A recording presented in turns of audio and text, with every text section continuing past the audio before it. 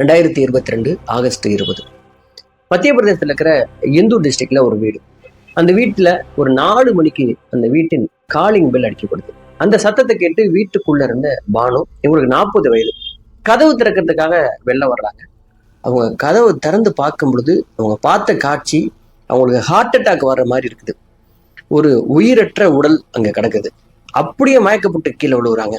அவங்க விழுந்த சத்தத்தை கேட்டு வீட்டுக்குள்ள தூங்கிட்டு இருந்த அவங்களுடைய மருமகன், அவன் பேரு பவன், அவர் ஓடி வந்து பாக்குறாரு. அவருக்கும் இதை நம்ப முடியாத ஒரு அதிர்ச்சி. அவரும் அங்கிருந்து சத்தம் போட்டுக்கிட்டே ஓடுறாரு. அந்த சத்தத்தை கேட்டு அந்த வீதியில இருந்த நிறைய மக்கள் கூடுறாங்க. அதுக்கப்புறம் போலீஸ் ஸ்டேஷனுக்கு தகவல் சொல்லப்படுது. போலீஸ் வந்து இறந்து கிடந்தது யார் அப்படின்னு கண்டுபிடிக்கும் போது அப்படியே அச்சத்துல உறைஞ்சு போறாங்க அந்த பகுதி மக்கள்லாம். அவர் ஏன் இறந்து போனாரு, இறந்து போனவருக்கும் அந்த வீட்டில் உள்ளவங்களுக்கு என்ன தொடர்பு அப்படிங்கிறத இந்த வீடியோல பார்க்கலாம். சரி, இந்த கிரைம் கேஸை நம்ம இங்கிருந்து ஆரம்பிக்காம 2022 இருந்து சரியா 22 வருஷத்துக்கு முன்னாடி 2003 இருந்து இந்த கதையை ஆரம்பிச்சோம்னா சரியா இருக்கும்னு நினைக்கிறேன். இந்த மத்திய பிரதேசத்துல ஒரு ஆண், அவர் பேரு அனில் சௌத்ரி. அவங்களும் அவருக்கு ஒரு காதலி இருக்கிறாங்க. அவங்க பேரு பானு, அவங்களுக்கு 18 வயது. இந்த 2 பேரும் காதலிக்க ஆரம்பிக்கிறாங்க. இவங்களுடைய காதல் விவகாரம் அவங்க 2 பேரும் வீட்லயும் தெரிஞ்சு காதலிக்க கூடாதுன்னு பெரிய பிரச்சனை பண்றாங்க. ஆனா இந்த 2 பேரும் நாங்க உண்மையாதான் காதல் பண்றோம், நாங்க வாழ்ந்து காட்டுறோம் அப்படின்னு சொல்லிட்டு வீட்டை எதிர்த்து வீட்டை விட்டு வெளியேறி காதல் திருமணம் பண்றாங்க. இவங்க சொன்ன மாதிரியே இந்த 2 குடும்பத்துக்கும் இவங்க எடுத்துக்காட்டா வாழ ஆரம்பிக்கிறாங்க. ஆனா 2 குடும்பமும் கடைசி வரைக்கும் உங்களை ஏத்துக்கவே இல்லை.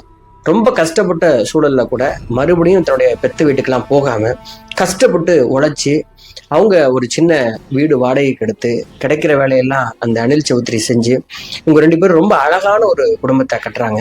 இவங்களுடைய அன்புக்கு அடையாளமா ஒரு பெண் குழந்தை பிறக்குது, அவங்களுக்கு மோனிகா.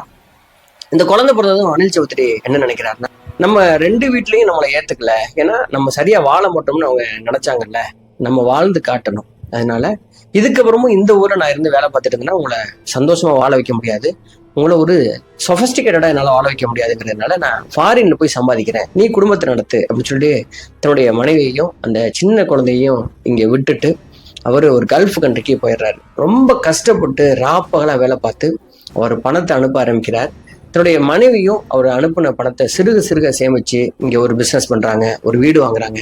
தன்னுடைய அந்த குட்டி பெண்ணை ரொம்ப கஷ்டப்பட்டு வளர்க்க ஆரம்பிக்கிறாங்க. அந்த பெண்ணுக்கு இப்போ 18 வயசு ஆயிடுச்சு. அந்த 2 பேருக்கு இந்த உலகத்துல இருக்கிற ஒரே ஒரு சொந்தம் அப்படின்னா அந்த பெண் மோனிகா மட்டும்தான். +2 முடிச்ச அந்த பெண்ணுக்கு அந்த பெண்ணுடைய விருப்பப்படியே காலேஜில் சேர்த்து விடுறாங்க. இந்த அனில் சௌத்ரி வருஷத்துக்கு 2 முறை ஊருக்கு வருவார். 6 மாசத்துக்கு ஒரு திருப்ப வந்து என்னுடைய குழந்தைகளோட சரியா 1 மாசம் தங்கி இருந்துட்டு போவார். இந்த குடும்பத்துல ஒரு பிரச்சனையுமே இல்லை, மகிழ்ச்சிக்கு அளவே இல்லை. அவ்வளவு சந்தோஷமா போயிட்டு இருந்த உங்க குடும்ப வாழ்க்கையில ஒரு சின்ன பிரச்சனை ஆரம்பிக்குது. யாரோட வடிவில் அப்படின்னா அவருடைய பெண் மோனிகா வடிவில். 18 வயசான பெண் மோனிகா காலேஜ் போறேன்னு சொல்லிட்டு சமீப காலமா காலேஜே போகல. காலேஜ்ல இருந்து அவங்க அம்மா பானுவுக்கு ஃபோன் வருது, உங்க பெண் வந்து ரொம்ப லாங் லீவ்ல இருக்காங்க, என்ன காரணம் அப்படின்னு. அதுக்கப்புறம் தான் தன்னுடைய பெண் இப்படி காலேஜ் போகாம வேற எங்கேயோ போயிட்டு இருக்கா அப்படிங்கிறது அவங்களுக்கு தெரிய வருது. அப்படிப்பட்ட சூழல்ல தான் பானுவுக்கு அவங்க ஃப்ரெண்ட்ஸ் மூலமா வேறு சில தகவல்களும் வந்து சேருது. என்னன்னா, உங்க பெண் யாரு கூடயோ பைக்ல போயிட்டு இருக்கிறத நான் பார்த்தேன், அந்த பார்க்ல உட்கார்ந்து இருக்கிறத நான் பார்த்தேன், ஒரு காஃபி டேல பார்த்தேன் அப்படின்னு சொல்லி மாத்தி மாத்தி தகவல் வந்துட்டே இருக்குது. இப்போ பானுக்கு என்ன சொல்றதுன்னே தெரியல. அறியாத வயசுல இந்த பெண் இப்படி யாரு கூட சேர்ந்து சுத்துறாளே அப்படின்னு சொல்லி அவங்க இப்போ டீப்பா வாட்ச் பண்ண ஆரம்பிச்சாங்க. தன் பெண் எங்க போறாங்கன்னா காலேஜ் போறேன்னு சொல்லிட்டு அடுத்த தெருவை சேர்ந்த ஒரு பையன், அவன் பேரு பவன், 25 வயசு. அவன் என்ன பண்ணிட்டு இருக்கான்னா ஒரு மார்க்கெட்டிங் சேல்ஸ் ரெப்பா இருக்கான்.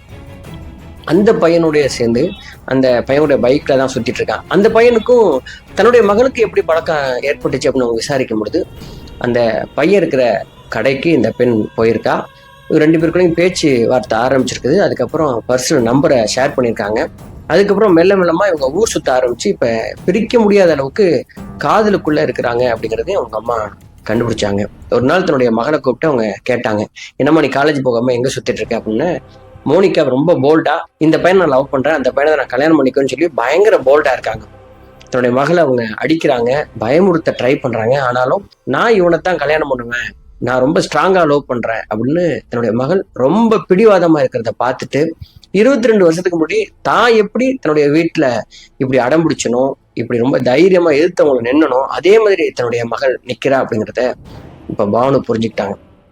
பானுடைய மனசுல வேற என்ன ஓடுதுன்னா, நான் இப்படி லவ் பண்ணும்போது எங்க வீட்டுல உள்ளவங்க அதை ஏத்துக்காம எனக்கு சப்போர்ட் பண்ணாம எதிர்த்து நின்றதுனால வாழ்க்கையில எவ்வளவு இழப்புகளை நான் சந்திச்சேன். இது வரைக்கும் சொந்த பந்தம்லாம் இல்லாம தனியா நானும் என் வீட்டுக்காரர் எவ்வளவு கஷ்டப்படுறோம். அப்படிப்பட்ட சூழல் என்னுடைய மகளுக்கு வந்துடக்கூடாது அப்படின்னு நினைச்சவங்க தன்னுடைய கணவனுக்கு ஃபோன் பண்ணி, இந்த மாதிரி நம்ம மகள் வந்து ஒருத்தனை லவ் பண்றா, அவன் ரொம்ப ஸ்ட்ராங்கா இருக்காங்க அந்த லவ்ல, என்ன பண்ணலான்னு 2 பேரும் டிஸ்கஸ் பண்றாங்க.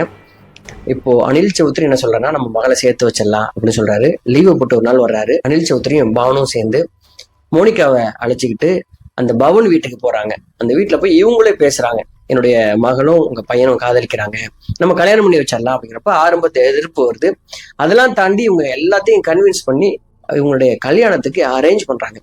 கல்யாணத்துக்கு பேசி முடிக்கும் போது இவங்க சொன்ன ஒரே ஒரு கண்டிஷன் என்ன அப்படின்னா, என்னுடைய மகள் இப்பதான் காலேஜ் ஃபர்ஸ்ட் இயர் படிச்சுட்டு இருக்கா, அதனால உடனடியா நம்ம கல்யாணத்தை வச்சுக்கிட்டாலும் இவங்க குடும்ப வாழ்க்கைக்குள்ள சேர வேணாம், தனியா போய் தங்க வேண்டாம், காலேஜ் முடிக்கிற வரைக்கும் எங்க வீட்டுல இருந்தே இந்த பெண் வந்து படிக்கட்டும், முடிச்சதுக்கு அப்புறம் அவங்களுக்கு ஒரு நல்ல வேலை, அதுக்கப்புறம் சுயமா அவங்க குடும்பம் நடத்த முடியுங்கிற சூழல்ல அவங்க தனியா போய் தங்கினா போதும், இதுக்கு ஓகேவா அப்படின்னு சொல்லி கேட்கும்போது பவன் பரிபூர்ணமா எனக்கு ஓகே அப்படின்னு சொல்றான். பவனுடைய வீட்லயும் ரொம்ப சரியான ஒரு முடிவுங்க, இதுதான் கரெக்ட் அப்படின்னு சொல்லிட்டு அவங்களும் ஒத்துக்கிறாங்க. ஒரு நல்ல நாள்ல 2 பேருக்கும் கல்யாணம் பண்ணி வைக்கிறாங்க. கல்யாணம் பண்ணி வச்சுட்டு இவங்க சொன்ன அந்த அக்ரிமெண்ட் படியே பெண் வந்து தன்னுடைய வீட்டுல இருந்தே காலேஜை தொடர்றா. இந்த பெண் கிட்ட அம்மா என்ன சொல்றாங்கன்னா, பர்சனலா நீ தயவு செஞ்சு கல்யாணம் பண்ணதுனால உன்னோட விருப்பத்துக்கு தான் நான் கல்யாணம் பண்ணி வச்சேன், அதுக்காக நீ உடனடியா நீ வந்து குழந்தைய பெற்றுக்க வேண்டாம், இந்த வயசுல உனக்கு வந்து இன்னும் மெச்சூரிட்டி வந்திருக்காது, உடல் அளவுலையும் சரியான வளர்ச்சி இருக்காது, அப்படிங்கிறதுனால இன்னும் ஒரு 4-5 வருஷம் தள்ளி போடு, நல்லா படி, நீயே உன் சொந்த காலில் நில்லு, சம்பாதி, இல்லைன்னா பிசினஸ் பண்ணு, அதுக்கப்புறம் குழந்தைய பத்தி யோசிச்சுக்கங்க, இந்த வீட்டுல நீ எப்பெல்லாம் உன்னுடைய கணவனை சந்திக்கணும்னு நினைக்கிறியோ நம்ம வீட்டுக்கே வர சொல்லி நீ தங்கிட்டு போக சொல்லு அப்படின்னு சொல்லி அந்த ஃப்ரீடமும் கொடுக்குறாங்க அம்மா. இப்படி போயிட்டு இருக்கும்போது அனில் சௌத்ரி கல்யாணம் பண்ணதுக்கு அப்புறம் கல்ஃப் கண்ட்ரிக்கு போயிட்டு மறுபடியும் வேலையை பார்க்க ஆரம்பிக்கிறார். இப்ப பவன் என்ன பண்றாரு அப்படின்னா, எப்பெல்லாம் தன்னுடைய மனைவியை பார்க்கணும்னு நினைக்கிறாரோ அப்பெல்லாம் மாமியார்கிட்ட வந்து தங்கிடுவார். தங்கி 1 நாள் 2 நாள் தங்க ஆரம்பிச்சாரு. அப்படி அவர் என்ன நோக்கத்துக்காக வந்திருக்கிறாரு அப்படிங்கிறத புரிஞ்சுக்கிட்ட மோனிகா என்ன பண்றாங்கன்னா, அம்மா சொன்னதை வேத வாக்கா எடுத்துக்கிட்டு தன்னுடைய கணவனை தன் பக்கத்திலே வர விடாம அவங்க தடுத்திருக்கிறாங்க.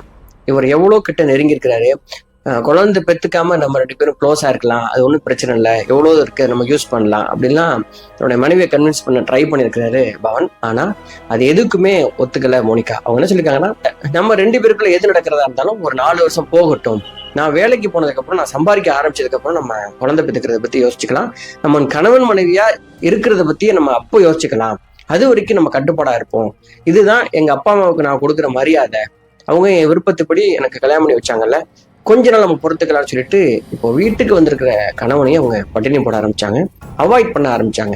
இப்படிப்பட்ட சூழல் தான் ஆகஸ்ட் 10, 2022 அன்னைக்கு சாயங்காலம் 4 மணிக்கு அந்த வீட்டுல காலிங் பெல் அடிக்குது. அந்த வீட்டுக்குள்ள இருந்த மாமியார் கிச்சன்ல வேலை பார்த்துட்டு இருந்தாங்க. அவங்க போய் கதவை திறக்கும் பொழுது வீட்டுக்கு வெளியில ஒரு உயிரற்ற உடல் கிடக்கதை பார்த்து அவங்க அப்படியே அதிர்ச்சியில உறைஞ்சு போய் ஐயோன்னு கத்திக்கிட்டு கீழே விழுகுறாங்க. மாமியார் கீழே விழுகிறத அந்த சத்தத்தை கேட்டு ரூமுக்குள்ள தூங்கிட்டு இருந்த மருமகன் பவன் வந்து என்ன பண்றாருன்னா, வேகமா ஓடி வந்து வெளில பாக்குறாரு. அவருக்கும் பயங்கரமான அதிர்ச்சி. அவர் வந்து உதவி பண்ணுங்கன்னு சொல்லி சத்தம் போட்டுக்கிட்டே அப்படியே பக்கத்து வீடுகள்லாம் போய் தட்டும் பொழுதுதான் எல்லா வீடுகளில் உள்ள ஆட்களும் வந்து அவங்க ஒரே கூட்டமா கூட்டுறாங்க. அங்க கிடக்கிற பணத்தை பார்த்துட்டு அதிர்ச்சி அடைஞ்சு அங்க இருக்கிற போலீஸ் ஸ்டேஷனுக்கு ஃபோன் பண்ணும்போது போலீஸ் டீம் அங்க வந்து பாக்குறாங்க.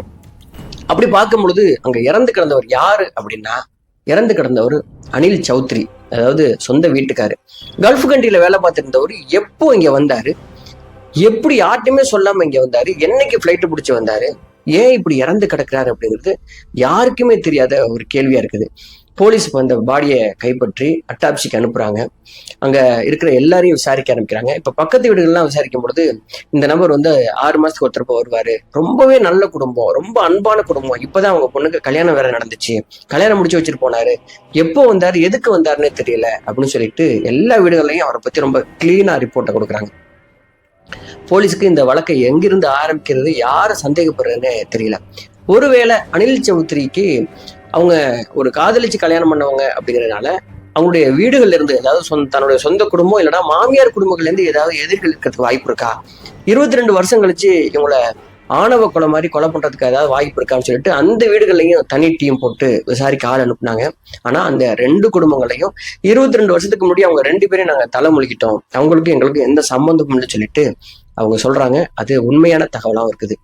இப்போ 2வது பார்வையில இவருக்கு வேற ஏதாவது எதிரிகள் இருக்க கூடுமா? ஏன்னா கல்ஃப்ல போய் இப்ப நல்ல பணம் சம்பாதிக்கிறார், குடும்பத்தை ரொம்ப நல்லாவே நடத்துறாரு. அப்படிங்கிறதுனால இவர்கிட்ட நிறைய பணம் இருக்கு அப்படின்னு தெரிஞ்சுக்கிட்டு இவர் வர்றதை தெரிஞ்சுக்கிட்ட ஏதோ ஒரு டீம் வர்ற வழியில ஒரு அடிச்சு புடுங்கி பணத்தெல்லாம் எடுத்துக்கிட்டு இப்படி கொலை பண்ணி கொண்டாந்து போட்டிருக்கலாமா அப்படின்னு யோசிக்கிறாங்க. ஆனா அப்படி யாராவது பணத்துக்காக கொலை பண்ணாங்கன்னா அதை போற வழியிலேயே கொலை பண்ணிருக்கலாம். ஏன் அந்த பணத்தெல்லாம் புடுங்கிட்டு வீட்டுல கொண்டாந்து பாடியை போட்டுட்டு இப்படி போவாங்களா?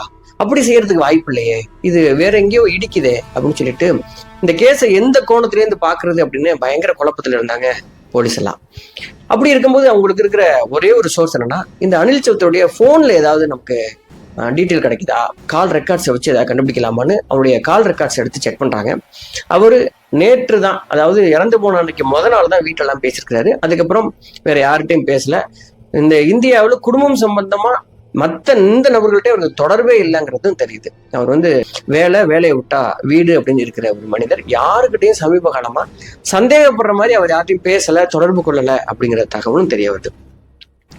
இப்போ வீட்டுக்கு முன்னாடி இருக்கிற அந்த தெருவில் இருக்கிற சிசிடிவி இதெல்லாம் அவங்க செக் பண்ணும்பொழுது அனில் வந்த கார், அந்த கார் எந்த நம்பர் அப்படின்னு கண்டுபிடிச்சு டிரைவரை அவங்க கான்டாக்ட் பண்றாங்கன்னா அவர் ரொம்ப கிளீனாவே சொல்றான், என்னுடைய கார்ல தான் அவர் வந்தாரு, அவங்க வீட்டுக்கு முன்னாடி தான் நான் இறக்கி விட்டேன், நல்லா தான் இறங்கினாரு, சூட்கேஸ் எல்லாம் எடுத்துட்டு இறங்கினாருங்கிற தகவலையும் அவர் சொல்றான். அப்போ போலீஸ்க்கு என்ன டவுட்னா, காரை விட்டு உயிரோடு இறங்கின இந்த அனில் சௌத்ரி இடைப்பட்ட அந்த நேரம், அதாவது 3 மணிக்கு இறக்கி விட்டுருக்காரு இந்த டிரைவர். இப்போ 3ல இருந்து 4 மணிக்கு இந்த அம்மா எத்தனை மணிக்கு பார்த்ததா சொல்லியிருக்காங்கன்னா, இந்த பானு 4 மணிக்கு நான் கதவை திறக்கும் போதுதான் அவர் இறந்து கிடந்தாருன்னு அவங்க சொன்னாங்க.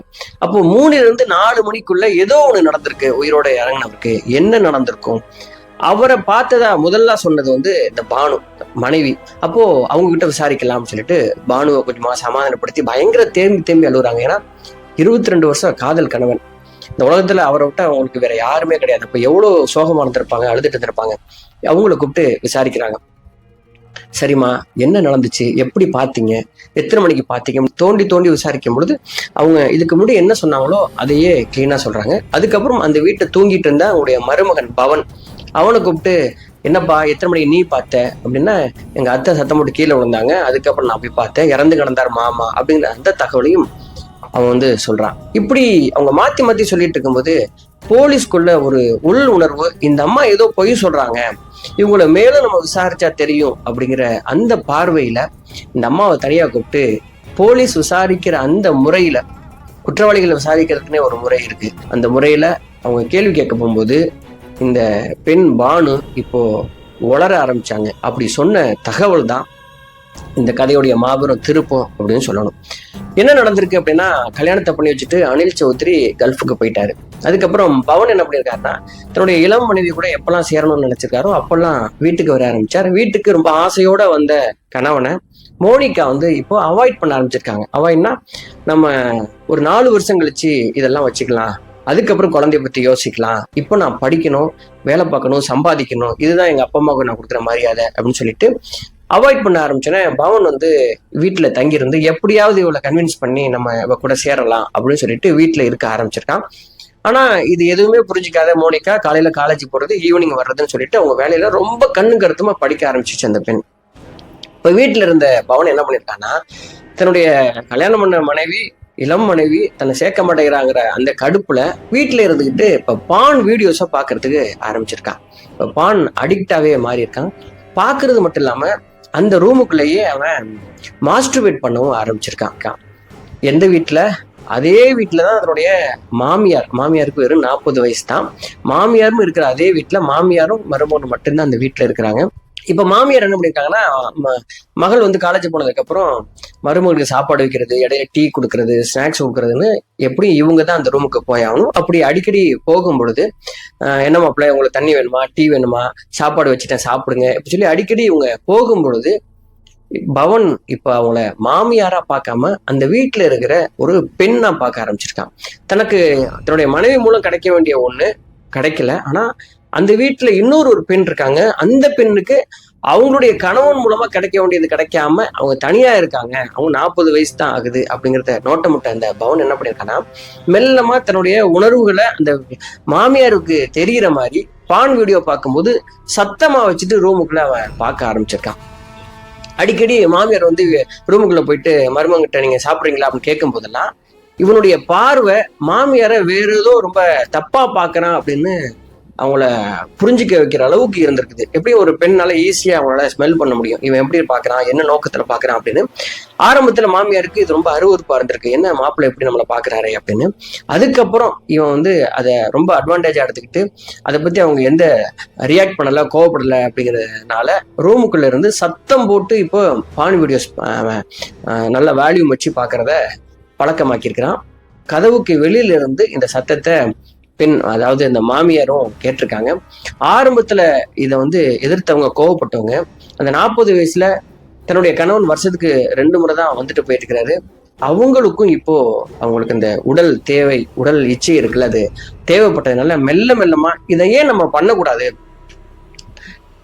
தன்னுடைய மருமகன் அப்படிங்கிற நினைப்புல இருந்து அவங்க தூக்கி போட்டு இவங்க கூட நம்ம ஏன் தப்பா இருக்கக்கூடாது, நம்முடைய கணவனும் வந்து ஃபாரின்ல இருக்காரு, மகளும் காலேஜுக்கு போயிட்டா, இது யாருக்கு தெரிய போகுது, நானும் அவரும் சேர்ந்து இருக்கிறத யார் கண்டுபிடிக்க போறாங்க அப்படின்னு சொல்லிட்டு அவங்களும் கொஞ்சம் கொஞ்சமா இப்போ கம்பெனி கொடுக்க ஆரம்பிச்சிருக்காங்க. ஒரு கட்டத்துல அவங்க 2 பேருக்குள்ளேயும் ஒரு இல்லீகல் கான்டாக்ட் உருவாயிருச்சு. எப்பெல்லாம் மகள் காலேஜுக்கு போறாங்களோ அப்பெல்லாம் இவங்க வீட்டுல தனிமையில இருக்கிறதையும் உல்லாசமா இருக்கிறதையும் ஆரம்பிச்சிருக்காங்க. எப்போதுமே இந்த அனில் சௌத்ரி என்ன பண்ணுவார்னா, அவர் ஃபாரின்ல இருந்து வரும்பொழுது எப்போ வர்றேன் அப்படிங்கிற தகவலை சொல்ல மாட்டார். ஏன்னா குடும்பத்துக்கு வந்து சர்ப்ரைஸ் பண்ணணும் அப்படிங்கிறதுனால யார்ட்டையும் சொல்லாம வீட்டுக்கு வெளியில பெல் அடிச்சுட்டு நிற்பாரு. அதை பார்த்துட்டு பயங்கரமா இவங்கெல்லாம் சர்ப்ரைஸ் ஆவாங்க. ஒரு ஹாப்பி மூமெண்டா அவர் தொடர்ச்சியா அதை பண்ணிட்டே இருந்திருக்கிறார். ஆகஸ்ட் 10 அன்னைக்கு வந்திருக்கிறாரு. வந்துட்டு காரை விட்டு இறங்கி வீட்டுக்குள்ள போலான்னு பார்த்தா அந்த கதவு திறந்து இருக்குது. 4 மணிக்கு கதவு திறந்து வச்சுட்டு எங்க போயிட்டாங்க அப்படின்னு சொல்லிட்டு இவர் வீட்டுக்குள்ள போயிருக்கிறார். போய் கிச்சன்ல தேடி இருக்கிறார், அங்க இல்ல. வேற ஒரு பெட்ரூம்ல போய் பார்த்திருக்காரு, அங்கேயும் இல்லை. அடுத்து ஒரே ஒரு பெட்ரூம் பூட்டி இருக்குது. அந்த பூட்டி இருக்கிற பெட்ரூம் பக்கத்துல போகும்போது உள்ளுக்குள்ள இருந்து ரொம்ப ஏடாகூடமான சத்தம் கேட்டிருக்குது. அந்த சத்தத்தை கேட்டு அதிர்ச்சியில உறைஞ்சு போன அனில் சௌத்ரி அந்த ரூமோட கதவை திறந்தா அவர் பார்த்த காட்சி, அவர் இதுக்கப்புறம் நம்ம வாழணுமா வேணாமாங்கிற அந்த உச்சத்துக்கே அவரை அழைச்சிட்டு போயிருக்கு. அதாவது தன்னுடைய மனைவி, அதாவது எந்த மனைவினா, இந்த ஊர் உலகத்தையே எதிர்த்து நீ தான் எனக்கு வேணும் அப்படி இவர் சண்டை போட்டு யாருக்காக இவ்வளவு கஷ்டப்பட்டாரோ, யாருக்காக ஃபாரின்ல போய் சம்பாதிச்சு எடுத்தாரோ அந்த மனைவி சொந்த மருமகன் கூட, அதாவது மகனை போல நினைக்க வேண்டிய மருமகன் கூட அந்த பெட்ல அவங்க தப்பா இருக்கிறத பார்த்துட்டு அப்படியே ஷாக்ல உறைஞ்சிருக்கிறாரு. இவருக்கு என்ன சொல்றேன்னே தெரியல. சூட்கேஸ்லாம் போட்டு இவருக்கு அப்படியே ஷிவரிங் ஆயிருச்சான். உடனே இவங்க 2 பேரும் அந்த சூழலை பார்த்துட்டு, இந்த சூழல்ல வந்து நம்ம எவ்வளவு பெரிய மாபெரும் தப்பு பண்ணிட்டோம், அவர் கையில காலில் விழுந்து மன்னிப்பு கேட்கணுங்கிற மாதிரியான ஒரு சூழல் தானே அது. அந்த மாதிரி அவங்களுக்கு யோசிக்க வரல. இப்போ அவங்க ரொம்ப காலமா இதுக்கு அடிக்ட் ஆனதுனால இந்த பவன் என்ன பண்றான்னா, ஓடி போயிட்டு அவரை கீழே தள்ளி அவர் மேல ஏறி உட்காந்துடுறான். அங்கிருந்து அங்க இருக்கிற ஒரு ஷால் எடுத்து அவருடைய கழுத்துல போட்டு இருக்கிறான். உடனே அவர் வந்து துடிக்க ஆரம்பிக்கிறாரு. பின்னாடி அழுதுகிட்டு இருந்த இந்த பானு அவங்ககிட்ட, வாங்க வாங்க வந்து கை காலெல்லாம் பிடிச்சிக்குங்க, இவர் வந்து நம்ம உயிரோட விட்டோம்னா வெளியில போய் சொல்லிடுவாரு, இது வெளில தெரிஞ்சதுன்னா மிகப்பெரிய அசிங்கம், மோனிகாவுக்கு தெரிஞ்சதுன்னா என்னை வந்து சேர்க்கவே மாட்டா, அதனால இவரை கொல்றது தவிர வழி இல்லை அப்படின்னு சொல்லி இவன் அங்கிருந்து அவரை கழுத்தை நெரிச்சுக்கிட்டே கூப்பிட்டுருக்கான். தன்னுடைய மனைவி அவங்க அழுதுகிட்டே, ஏங்க இப்ப வந்தீங்க அப்படிங்கிற மாதிரி, அவங்க இந்த நேரத்துல நீங்க வந்திருக்க கூடாது அப்படின்னு சொல்லிட்டு அழுதுகிட்டே வந்து கைகால பிடிச்சிருக்காங்க. 2 பேரும் சேர்ந்து அவரை கொண்டிருக்காங்க. அட்டாப்சி ரிப்போர்ட்ல அவரை கழுத்தை நெரிச்சு துணியால கொண்டிருக்காங்க அப்படின்னு தான் வந்திருக்குது. இந்த கொன்னு முடிச்ச உடனே அதுக்கப்புறம் தான் அவங்க நாடகத்தை அரங்கேற்றாங்க. இந்த பாடியை கொண்டு போயிட்டு வெளியில போட்டுட்டு யாருக்கும் தெரியாம சூட்கேஸ் எல்லாம் டோட்டலா ஒழிச்சு வச்சுட்டு, இப்போ பக்கத்து வீட்டுக்காரங்கள்டெல்லாம் இந்த மாதிரி கதவை திறந்தோம் வெளியில வீட்டுக்காரர் இறந்து கிடக்குறாருங்கிற அந்த நாடகத்தை அரங்கேற்றிருக்காங்க. அதுக்கப்புறம் போலீஸ் ஸ்டேஷன்ல இருந்து வந்து இந்த பாடியை கைப்பற்றி விசாரிச்சதுல இவ்வளோ உண்மைகளும் அவங்க சொல்றாங்க. இப்போ அந்த 2 பேரும் ஜெயில இருக்காங்க. இந்த கேஸ் நடந்துட்டு இருக்குது. அந்த பெண் மோனிகா, அவளுக்கு இப்போ 19 வயசு. என்ன சொல்றதுன்னே தெரியல. தான் ஆசையா காதலிச்சு கல்யாணம் பண்ண தன்னுடைய கணவன் பவன் இந்த உலகத்திலேயே தன்னை ரொம்ப நேசிக்கிற அப்பா அம்மாவோட அம்மா தனக்கு துரோகம் பண்ணது, தன் அப்பாவுக்கு துரோகம் பண்ணது அந்த பெண்ணுடைய வாழ்க்கையை எவ்வளவு பாதிக்கும்னு பாருங்க. இன்னைக்கு வந்து அப்பாவை இறக்க கொடுத்துட்டு அம்மாவும் தன்னுடைய கணவனும் ஜெயிலில் இருக்காங்க. இதுக்கப்புறம் இந்த பெண் மோனிகாவுடைய வாழ்க்கை எப்படி இருக்கும்? இந்த கேஸை பற்றி நீங்கள் என்ன நினைக்கிறீங்க? இந்த குற்றம் ஏன் நடந்துச்சு அப்படிங்க பார்க்குறீங்க?